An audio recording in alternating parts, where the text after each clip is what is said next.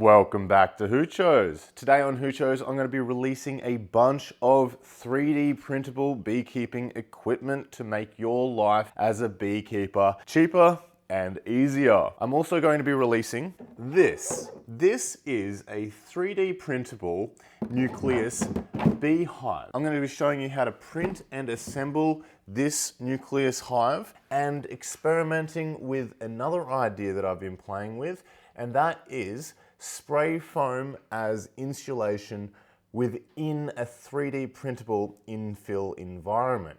And I'm going to be testing this later in the video with thermal imaging to visually show you the difference that a spray foam infill has over a standard air-filled 3D printed Nucleus beehive. So the first few 3D prints I want to cover while I'm doing an auto frame harvest. So this is the auto frame, the fake flow that I covered in What Flow Don't Want You to Know. And in that video, I released a bunch of 3D prints that allow you to upgrade this hive so that it has more of the features of a flow hive.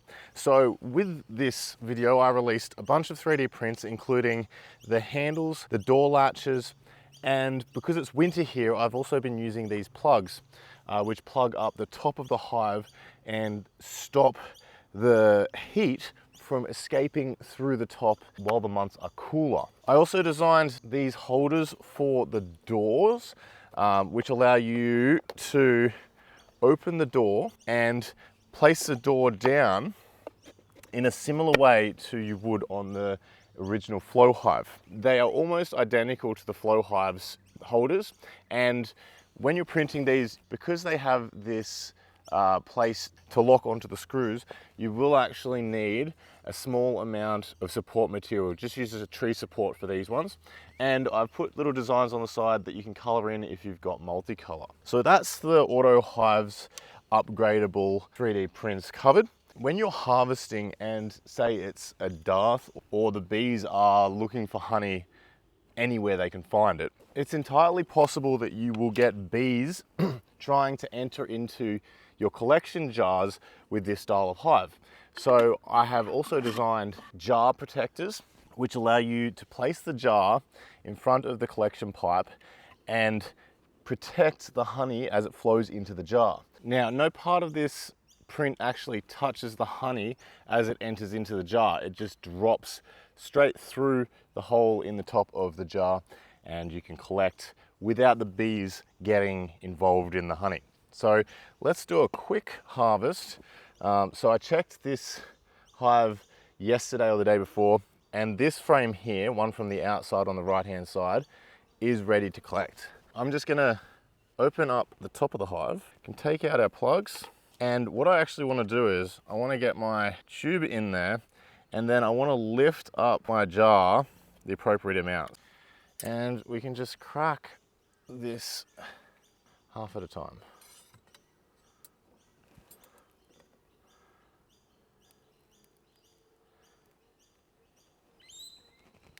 Like so. And we've got honey running down into our jar. And as you can see, no bees can get into that honey. So this is a really useful 3D print if you're in an area where your bees aggressively try to make their way into that honey flow. Okay, so we could just leave that because no bees are going to get in that while that's collecting. And we can go and look at some other 3D prints that I've designed to make your life as a beekeeper a bit easier. Okay, so this design is not going to be released in this video, but I just want to give you a quick sneak peek. This is called the side-by-side hive, and I've designed these hinges that allow you to hinge the lids up similar to you would on a long Langstroth, right? And it is very similar to a long Langstroth. Essentially, in the center, there are two discs that spin, and there is a queen excluder that excludes the bees from moving over into the honey side of this beehive. And that allows you to stack honey supers above honey supers and not above the brood, which allows you to inspect the brood whenever you like. I'm not going to show you the ins and outs of this just yet, but I am going to use it to demonstrate some of the 3D prints that I've got for you today. So I'm just going to smoke the bees. We're going to just lift this up and give them a little puff. This is the honey super side. There is a little bit of brood in this because I just wanted to get them over into this side of the hive so that they are comfortable over here. And then I'm going to employ the queen excluder to stop them bringing brood over, to stop the queen laying over here. So when you're working on beehives, to make your life easier, rather than taking the frames out and placing them on the ground or somewhere where they can fall over and be damaged, this is a frame hanger, and you would put it over the edge of your Langstroth box and it hangs your frames like so. Now they're actually quite expensive. I think this was like 25 to 30 bucks, but it'll last forever. If you're in an area that doesn't have a beekeeping store, how are you gonna get one of these? You could drill bolt into the side of your hive and have it permanently there. Or these are 3D printable frame holders, and there's a left and a right hand side, and they just slide over the top of your standard Langstroth configuration box, like so. And they will hug in to the slots on the box. And because all Langstroths are the same, they will fit pretty much any box. So this allows you to pull your frames out, and this is quite empty because it's on the very edge of the colony. And then you can just hang them on the side of your box so that you have room to work within the colony. So we can just take these out and place them on our frame holder. Now it will hold 3 frames, probably best only 2, but that gives you plenty of space to maneuver in the colony now. You can do your health checks. No frames need to go on the ground, like so. And these are small enough to keep in your pocket as well, unlike this larger bulky frame holder.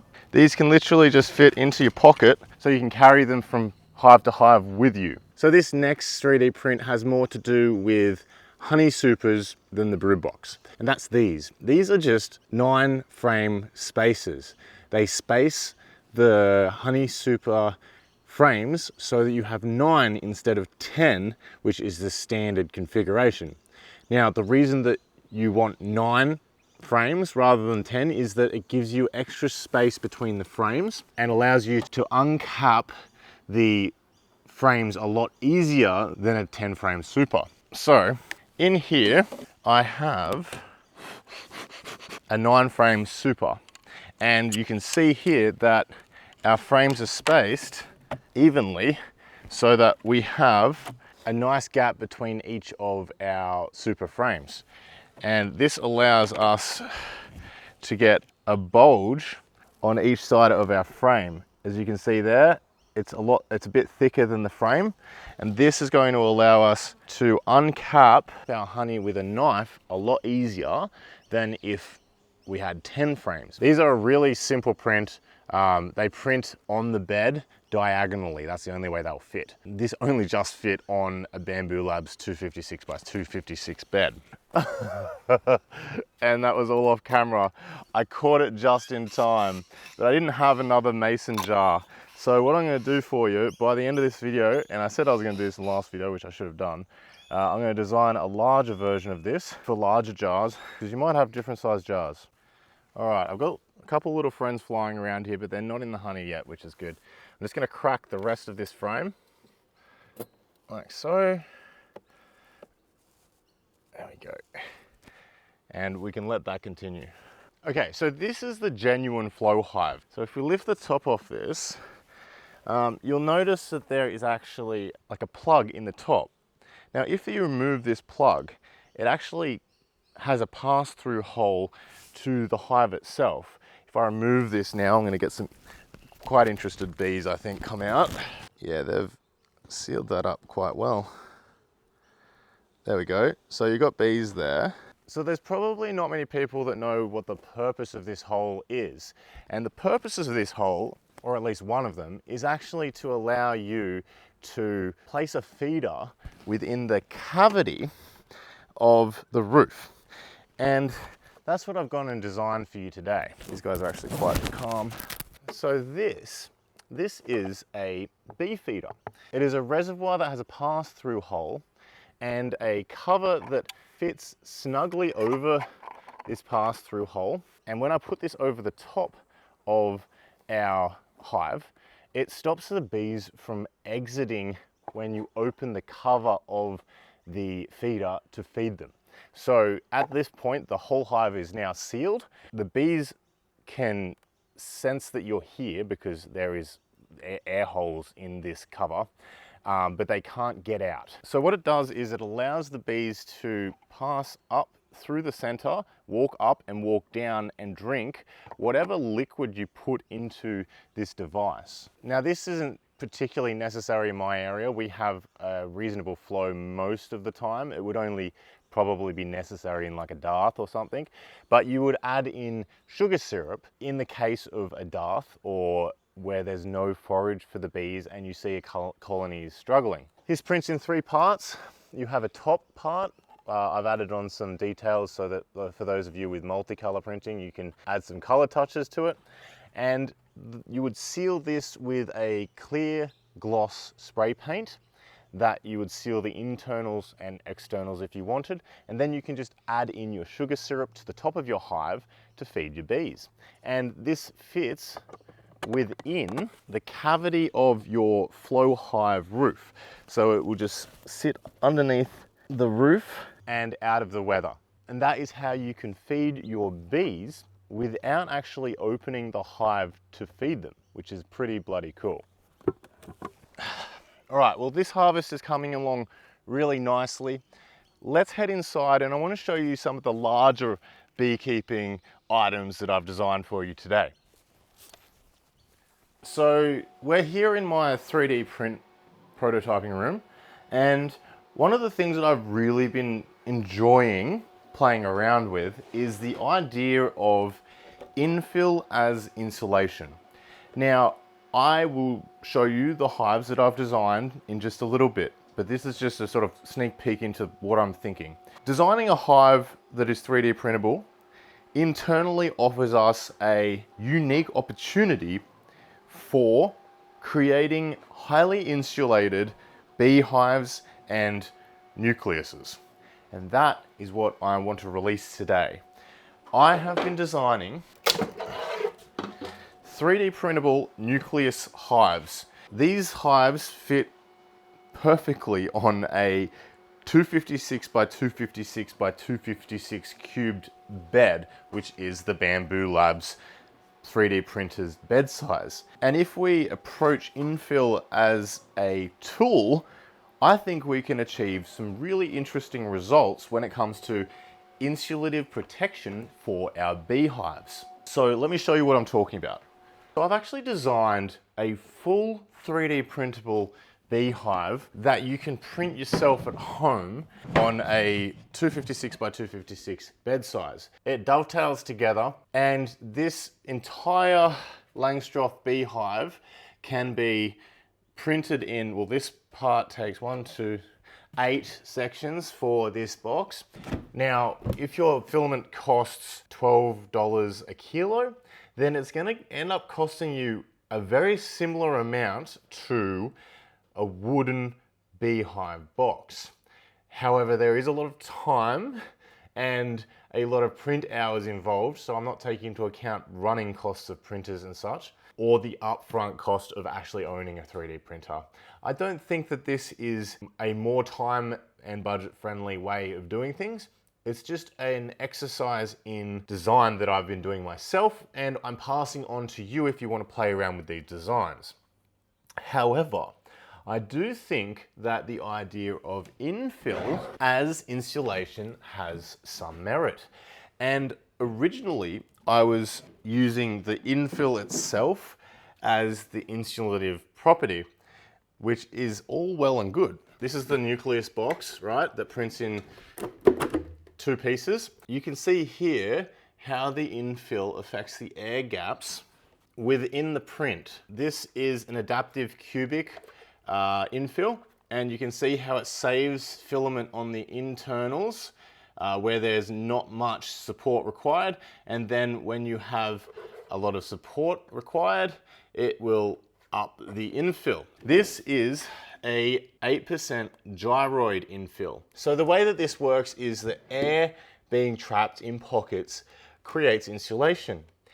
And that's what gives foam its insulative properties. And that is quite an interesting idea. Because what if we were somehow able to fill our infill with foam? Enter spray foam, one of the most insulative materials known to man. So I have specifically printed these out to fill with spray foam because this gyroid infill does not actually trap air in pockets. The air can pass through it, and hopefully I'll be able to get the spray foam to pass through it. I've also printed the other pieces. This is an adaptive cubic. This is what is called lightning infill. Now the lightning infill only creates supports where supports are needed. The only downside to this is you can see that it bows on large sections where there's no support on the material. So this is something that I'm going to have to address and see how we go filling these with foam. And then we'll assemble them, and I want to do a test on their thermal capacity. Now I should mention that there is actually a way to stop the bowing. This is a 2 wall loop print, and I increased the walls to 3 or 4, and this actually stopped happening on another section of this. So if you increase the walls, you will get a more consistent print with less infill, but it does actually increase the overall filament spend. So we don't want to go too crazy with this stuff. So what I'm going to do is, if we enter through the join where it slides together with the other piece, like so, it'll actually hide the holes that we're about to make. So I think I'm going to do that. I'm going to put 4 holes in it.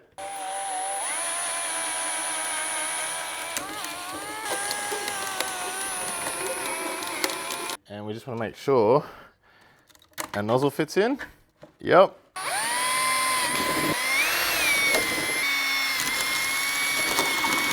So I haven't used spray foam in a long time, so you're gonna have to forgive any mistakes I make here.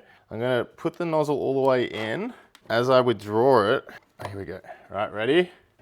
Can you see that? Oh look, it's already filled some.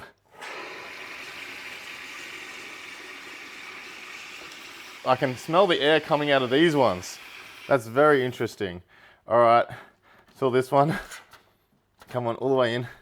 Get in there. There we go. Look at that. That's super interesting. Wow.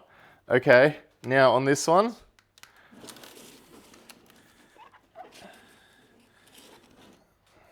Oh, actually, you can see that it's even filled some of the base and it's coming around. So I'm going to start filling this quickly.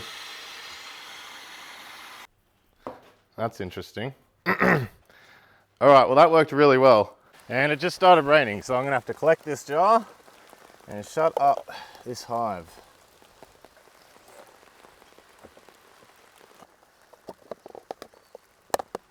All right, so what have I learned? Spray foam is a real mess. You should do this outside and on cardboard or something. That kind of turned out to be an absolute mess. I went way too overboard on the spray foam. I didn't realize it was going to expand that much, but you saw how it was working and how it was filling in the gaps in the infill. So I've actually got this piece here that's a lightning infill, so it only supports the parts that need support as it's printing, and the rest is just empty. You can see there's no infill there except for over on the sides here because it prints up like this. So I want to see if I can fill this with spray foam. It might give me an easier result to gauge how much spray foam I need to put in it. It's going straight through the top. Okay, you can see there the no infill. So you should be able to see the foam go in as I spray it, and I should be able to tell as well. So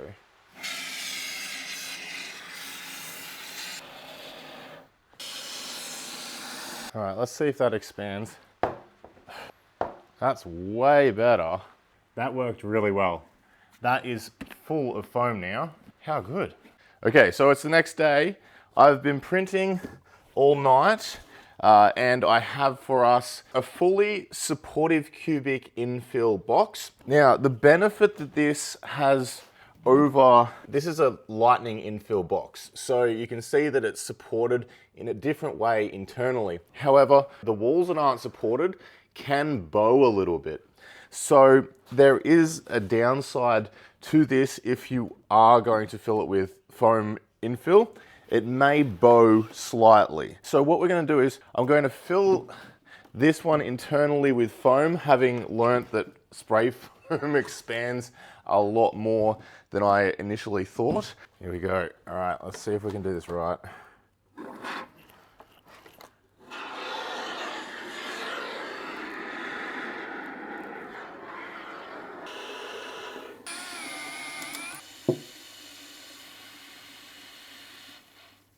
I'm actually starting to think that the gyroid infill was the way to go, so that you can have the spray foam go throughout the gaps, but it still maintains the structure without the warping that I'm getting from the lightning. I might put a couple of those prints on actually.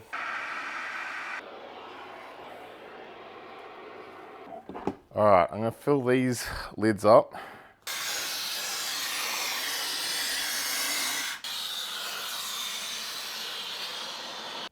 That's how it should feel. They're gonna start spewing, I reckon, soon, so I'm gonna take them outside.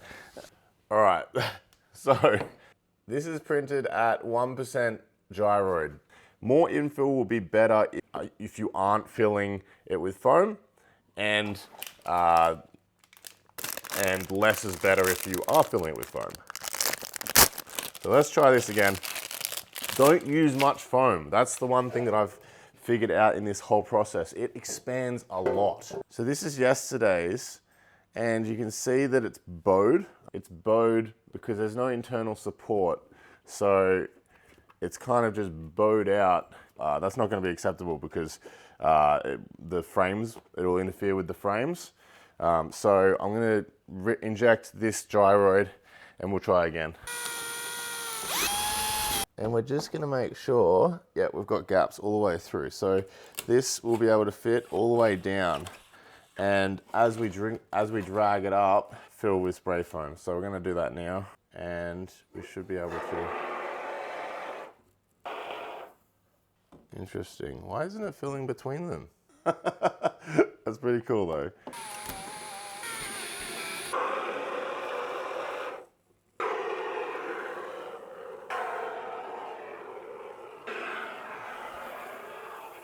Okay, so these are filled with spray foam, and I'm gonna join them together now, and we can test their thermal efficiency compared to a non-filled box. All right, I'm gonna show you how we glue the pieces together and assemble the whole box. To begin with, take some PVC cement, and we're just going to paint that onto the ends of our dovetails. Both the internal and external dovetails. And then we can just place our two pieces together and that will just slide into place. It should give us a nice tight bond. And we can just leave that, maybe put some weight on it, and that will seal because it is chemically bonding right now. And we can do the same for our lids. If you've got spray foam sticking out, so we just break that off.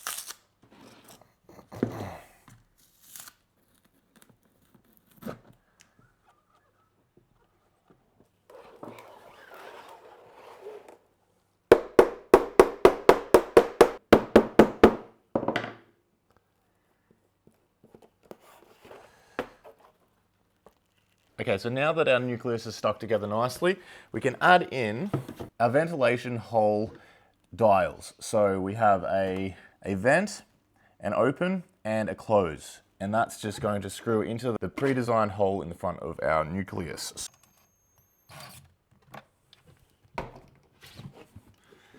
And there is our dial so that we can open, close, and ventilate our hive. There's a ventilation hole on each side, as well as a base entrance and exit, like so. Here I have 5 frames, just to show you that it fits 5 frames. Drop them in.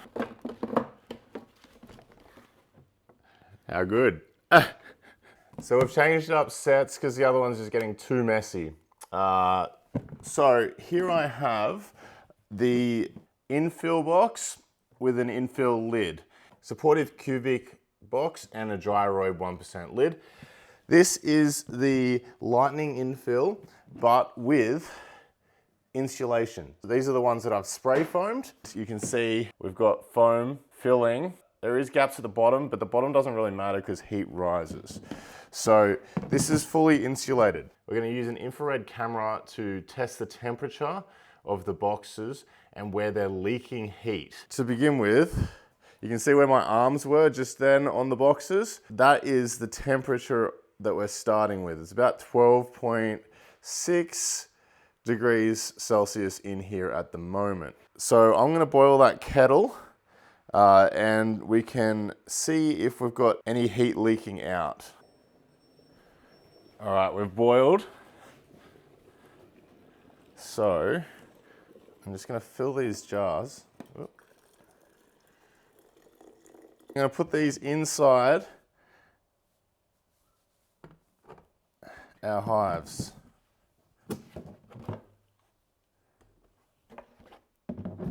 We've got a measurement of 14.8 on the side of this box. And over here, it's about 0.5 degrees less. There's definitely evidence on the top that the heat's coming through. Yep, have a look at that. Heat is escaping. And we have a look at we're still at a reasonable temperature. And you can see here where the handle is because there's less foam there to insulate. That's so cool.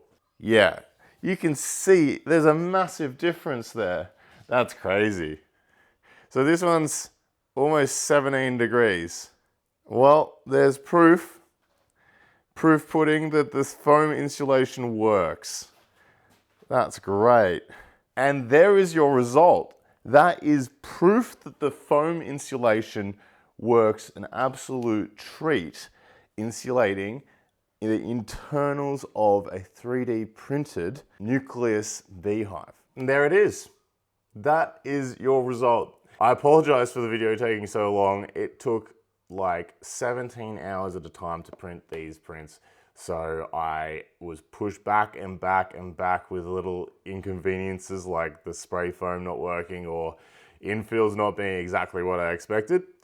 However, we got a really reasonable result. Whether it's worth the effort of spray foaming is going to be up to whether you're going to use this long term or whether you want to play around with spray foam for a full hive. Because realistically, most beekeepers are actually going to be using these as a budget-friendly nuke box that you can sort of pass on to people buying nucleuses from you. And for 16 or 17 bucks, this isn't a bad option. Like, even without the spray foam infill, my personal pick for just printing without spray foam would be supportive cubic infill at a low density, something around 3 to 6%. And you've got a really cheap nucleus that you can print off and sell your nucleus hives in. This is a really good option for people that don't have a store nearby, and it's post-free, so you can print this and not pay postage on your sellable boxes. As usual, all of these files will be available on my Patreon. I hope you enjoyed this episode of Hoochos. Happy beekeeping, and I will see you next time on Hoochos.